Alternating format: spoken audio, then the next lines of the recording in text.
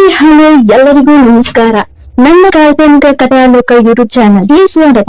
ಇನ್ನು ಯಾರೆಲ್ಲ ಸಬ್ಸ್ಕ್ರೈಬ್ ಆಗಿದ್ದು ಬೇಗ ಸಬ್ಸ್ಕ್ರೈಬ್ ಆಗಿ, ಹಾಗೆ ಮುಂದಿನ ಅಪ್ಡೇಟ್ಸ್ಗಳಿಗಾಗಿ ಬೆಲ್ ಐಕಾನ್ ಅನ್ನು ಒತ್ತುವುದು ಮರೆಯದು.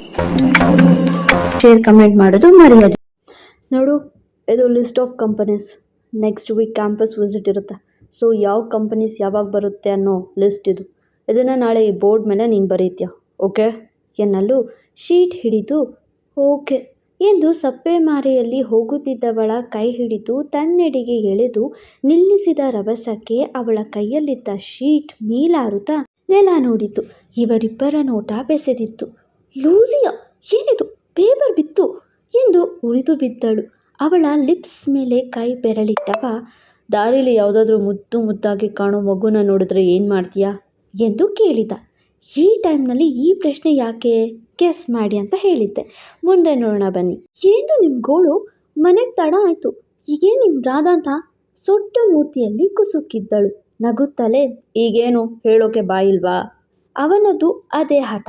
ಮುಂದೆ ಬಂದಿದ್ದ ಕೂಡ್ಲನ್ನ ಉಫ್ ಮಾಡಿ, ಮಗು ನೋಡಿದ್ರೆ ಆಸೆ ಆಗುತ್ತೆ, ಅದನ್ನು ಮುಟ್ಟಿ ಮಾತಾಡಿಸಿ ಮುದ್ದು ಮಾಡೋಣ ಅನಿಸುತ್ತೆ. ಅವನ ರಗಳೆಗೆ ಏನೋ ಅನಿಸಿದ್ದು ಹೇಳಿದ್ಲು. ಇನ್ನ ಸನಿಹಕ್ಕೆ ಎಳೆದು, ಹೇಗೆ ಮುದ್ದು ಮಾಡ್ತೀಯಾ ಎಂದು ಮರು ಪ್ರಶ್ನಿಸಿದ. ಹಣೆ ಬಡ್ಕೊಂಡು, ಯೋ ಮುದ್ದು ಅಂದರೆ ಹೇಗೆ ಅಂತೀರಾ? ನಿಮಗೆ ಇಂಚುನ ಮುದ್ದು ಮಾಡಿ ಅಭ್ಯಾಸ ಇಲ್ವಾ? ಅವನಿಗೆ ತಿರುಗಿಸಿ ಕೇಳಿದಳು. ಏನೊಂದು ಯೋಚಿಸದೆ, ಇಲ್ಲ, ಹೇಗೆ ಮಾಡೋದು ತೋರಿಸಿಕೊಡೋಕೆ ಬಾಡಿಗೆ ಬೇಕಾ?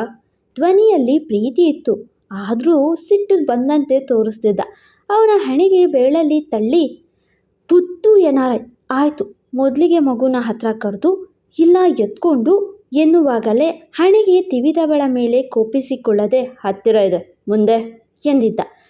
ಏನು ಲೂಸ್ ಪಾರ್ಟಿ ಇದು, ಒಳ್ಳೆ ಕಮಂಗಿಂತಂದು ಮನಸ್ಸಲ್ಲೇ ಬೈಕೊಂಡು, ಯಾಕಯ್ಯ ಈಗ ರಾಗ ತೆಗೆದಳು. ಬೇಕು, ಇಂಚುನ ಮುದ್ದು ಮಾಡೋಕೆ ಕಲಿಬೇಕು ಎಂದ. ಸುಖ ಸುಮ್ಮನೆ ನಾಟಕ ಅದು. ಸರಿ, ಈಗ ನೀವೇ ಇಂಚು, ನಾನು ನೀವು, ಅರ್ಥ ಆಯ್ತಾ ಎಂದು ಸೆರಗನ್ನು ಸೊಂಟಕ್ಕೆ ಸಿಕ್ಕಿಸಿಕೊಂಡು ಬಾಗಿಲತ್ತ ಹೋದಳು. ಈ M3 ಇನ್ಯಾವ ವೆರೈಟಿ ನಾಟಕ ಮಾಡ್ತಾಳೆ ಎಂದು ಸುಮ್ಮನೆ ಚೇರ್ ಮೇಲೆ ಕೂತವ ಕೈ ಕಟ್ಟಿ ನೋಡ್ತಿದ್ದ.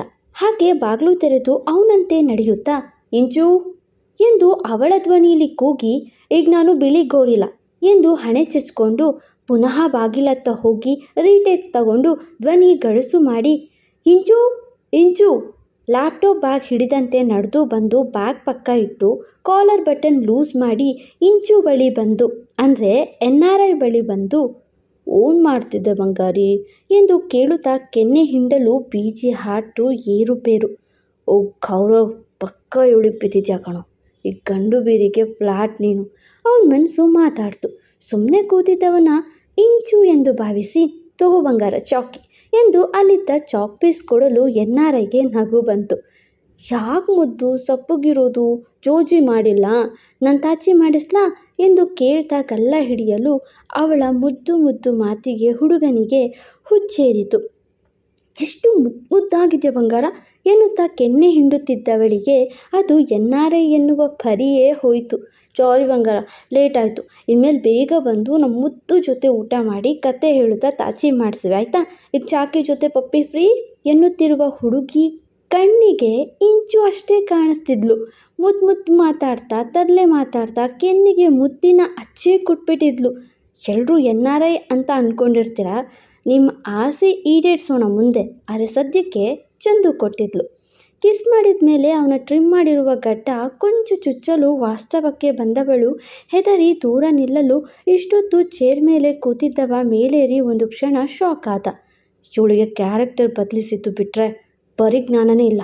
NRIಗೆ ಕಿಸ್ ಮಾಡಿದ ಮೊದಲನೇ ಹುಡುಗಿ ಅಲ್ಲ, ಕಣ್ಣು ಬೀರಿ ಎಂದು ಎದ್ದು ನಿಂತವನ ನೋಡಿ ಪರಕಾಯ ಪ್ರವೇಶ ಮಾಡಿದ್ದವಳು, ಸರ್ ಅದು ನಾನು ಮಗು ಅಂತ ನೀವು ಅಂತ ಮರೆತು ಸಾರಿ ಎಂದು ಹೆದರಿ ಬೆದರಿ ಇನ್ನೇನು ಹೋಗಬೇಕು ಅವಳ ನಡುವಿಗೆ ಕೈ ಹಾಕಿ ಎಳೆದ ಸೆಳೆತಕ್ಕೆ ಸೊಂಟಕ್ಕೆ ಸಿಕ್ಕಿಸಿದ್ದ ಸೆರಗು ಬಿಡಿಸಿಕೊಳ್ಳಲು ಅದನ್ನು ನೋಡಿದವಳು ಬೆಚ್ಚಿ ಬೀಳ್ತಾ ನಿಂತಳು.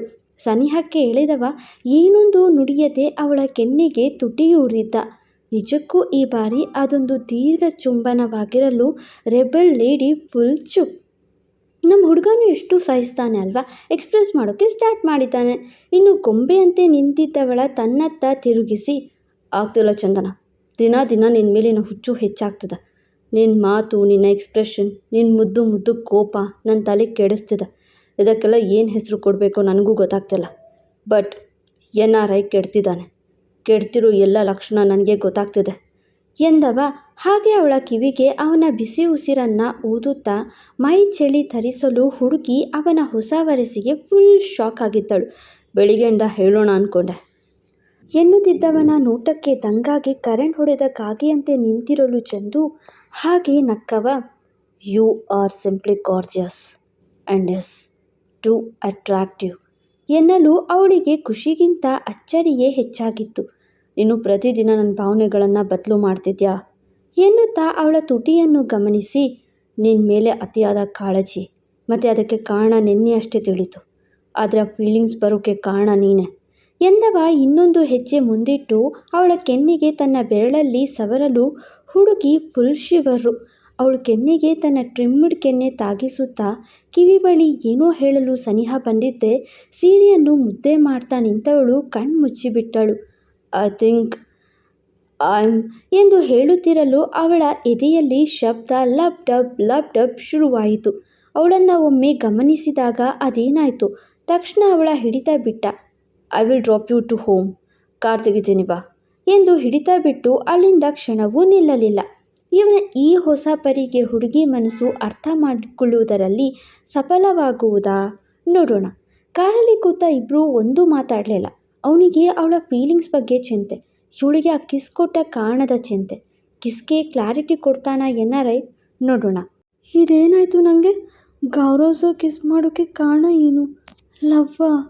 ಅವ್ರ ಮದುವೆ ಹುಡುಗಿ ಅಂದರೆ ದೂರ ಇರ್ತಿದ್ರು, ಮತ್ತು ಈಗ ಇದೆಲ್ಲ ಹೇಗೆ? ಇದು ಲವ್ವಾ ಅಥವಾ ಆಕರ್ಷಣೆನಾ ಎಂದು ಕಾರಲ್ಲಿ ಆಲೋಚಿಸುತ್ತಾ ಸೀದಾ ಮನೆ ತನಕ ಡ್ರಾಪ್ ಪಡೆದು ಕಾರ್ ಇಳಿದ ರೆಬಲ್ ಲೇಡಿ ಏನೊಂದು ಮಾತಾಡದೆ ಹೋಗಲು ಡ್ರಾಪ್ ಕೊಟ್ಟು ನೋಡ್ತಿದ್ದವ ಇವಳು ಹಿಂದೆ ತಿರುಗಿ ನೋಡದೆ ಮನೆ ಸೇರಿದ್ದು ನೋಡಿ ಬೇಜಾರಾಗಿದ್ದ. What is this Gaurav? ಏನು ಮಾಡಿದೆ? ಅವಳು ಮುಂದೆ ಅಷ್ಟು ವೀಕ್ ಆಗೋ ಕಾರಣ ಏನು? ಅವಳು ಏನಂತ ರಿಯಾಕ್ಟ್ ಮಾಡ್ತಾಳೆ? ಒಂಟಿ ಹುಡುಗಿ ಜೊತೆ ಈ ಥರ ಆಡಬಾರ್ದಿತ್ತು ನೀನು. ಯಾಕೋ ಅತಿ ಆಯಿತು, ಏನೂ ಅರ್ಥ ಆಗ್ತಿಲ್ಲ. ಅವಳು ಎದುರಿಗಿದ್ರೆ ನನಗೆ ಏನೂ ನೆನಪಾಗಲ್ಲ. ಅವಳ ಪ್ರತಿ ವೆರೈಟಿ ಮಾತಿಗೂ ಲುಕ್ಕಿಗೂ ಸೋಲ್ತಿದ್ದೀನಿ. I think I am in love. ನಿಜಾನಾ? ಒಪ್ಪೇ ಬಿಟ್ಟನು ಮನಸ್ಸಲ್ಲಿ. ಕೊಂಚ ಡೌಟ್ ಅಂತೂ ಇದ್ದೇ ಇತ್ತು. ಬಟ್ ಈ ಕಿಸ್ ನಿನ್ನ ಎಲ್ಲಿಗೆ ತಗೊಂಡು ಹೋಗುತ್ತೋ ಗೊತ್ತಿಲ್ಲ. ವಿಲ್ ವೆಯ್ಟ್ ಎಂದವನು ಸೀದಾ ಮನೆ ಕಡೆ ಹೊರಟ. ಅದು ಇರೇ ಅಲ್ಲೇ ಎಂದು ಶಾರದಾ ದೃಷ್ಟಿ ತೆರೆದರು. ಮಗಳು ಸುಂದರವಾಗಿ ಕಂಡು ಯಾರಾದರೂ ದೃಷ್ಟಿ ಹಾಕಿದ್ರೆ ಎಂದು. ಸ್ವೀಟ್ ಅಮ್ಮ ಅಲ್ವಾ? ಹಾಗೆ ರೂಮ್ಗೆ ಸೇರಿದ ಹುಡುಗಿ ಕಣ್ಮುಂದೆ ಬರೀ NRI ಮಾತು, ಅವನ ಮುತ್ತು. ಇದೇನಾಗ್ತಿದೆ? ಈಗ ನಾನು ಏನು ಮಾಡಬೇಕು? ಹೇಗೆ ರಿಯಾಕ್ಟ್ ಮಾಡಬೇಕು? ಈ ಮುತ್ತಿನ ಒಳ ಅರ್ಥ ಏನು? ಇದು ಪ್ರೀತಿನ ಅಥವಾ ಆಕರ್ಷಣೆನೇನಾ ಯೋಚಿಸುತ್ತಾ ಕೂತಳು. ಪಾಪ ಗಂಡು ಬೇರಿಗೆ ಎಲ್ಲವೂ ಕೊಂಚ ಕನ್ಫ್ಯೂಷನ್.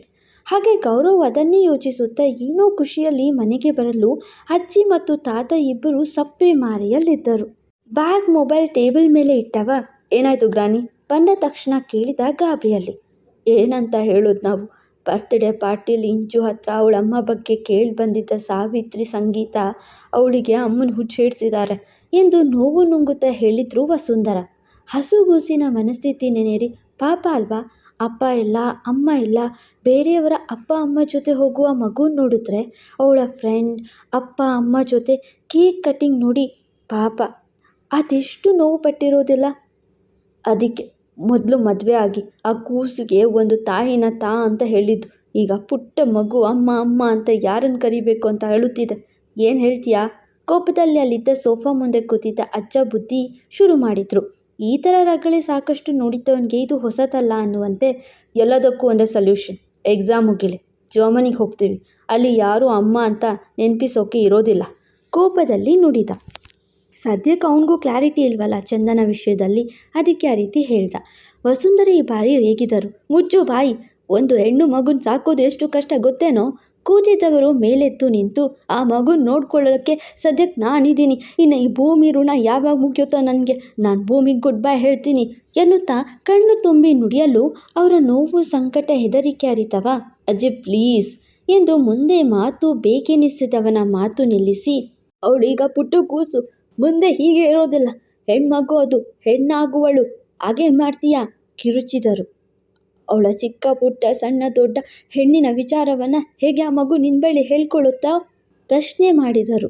ತಾನು ಹುಡುಗಿ ಅಂತ ಈಗಲೇ ನಮ್ಮನ್ನು ಬಿಟ್ಟು ತನ್ನದೇ ರೂಮಲ್ಲಿ ವಾಸ ಮಾಡೋ ಬುದ್ಧಿರೋ ಪುಟ್ಟ ಹುಡುಗಿ ಮುಂದೆ ತಾನು ತನ್ನ ಒಳ ಸಮಸ್ಯೆಯನ್ನು ಹೇಗೆ ಹೇಳುತ್ತೆ ಮೂರ್ಖ ಬೈದರು.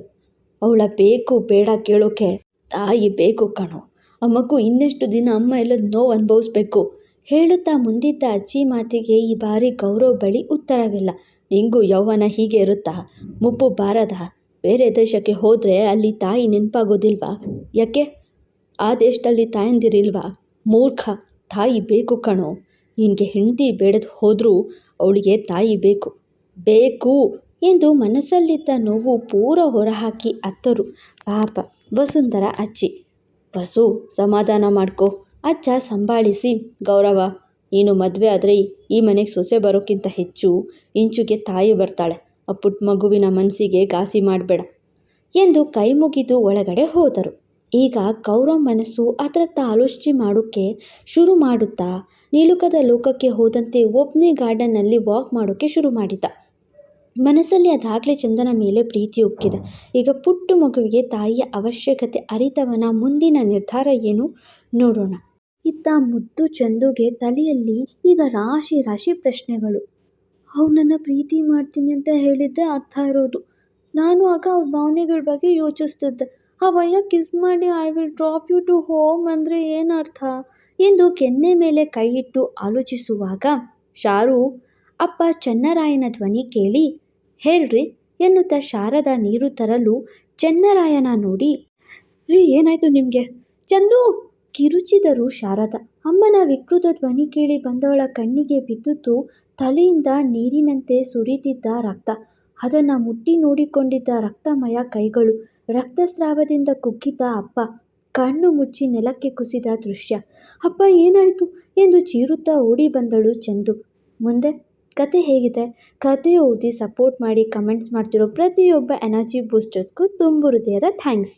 ಫಾಲೋ ಮಾಡಿ ಕಾಲ್ಪನಿಕ ಕಥಾಲೋಕ. ಮತ್ತೆ ಸಿಗುವ.